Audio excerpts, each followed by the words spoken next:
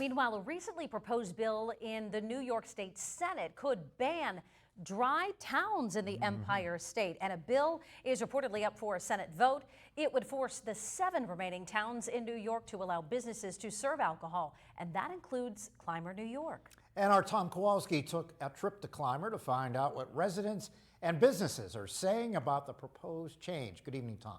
Yeah, good evening, Mike and Eva. Now, Clymer is a small rural town that likes things to stay the same, including their alcohol laws. Many of those we spoke with around the town, either in an interview or just passing by on the street, say even if the change in alcohol laws were to come, it likely wouldn't affect how they treat their booze.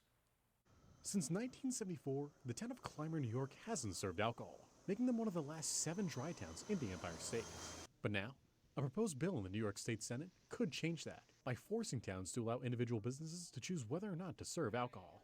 The bill will eliminate all the dry towns across New York State. Brittany Gerald is a resident of Clymer and general manager of the town's only restaurant, the Dutch Village. So the current business owner has a stance that even if alcohol is passed and the elimination of dry towns, that we won't ever do alcohol here. We've gone this far without it, so there would be no plans to potentially do it in the future. While he wasn't available for interview, Necker Company grocery store owner Barry Necker similarly says even if the bill is passed, his store won't sell alcohol, and residents seem to be against the proposed change as well. This is a great little non-alcohol community, and I personally enjoy that about it. Lifelong Clymer resident Jeff Messenger says he'd personally prefer Clymer to stay a dry town.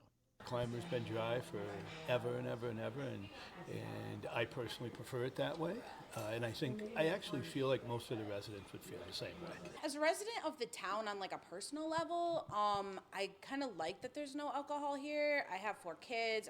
2 of them are teenagers that are, out later driving around. I feel safe about it, not especially if they're like downtown area, walking around with their friends and stuff. I know there's no bars, so it kind of makes me feel a little bit safer about it.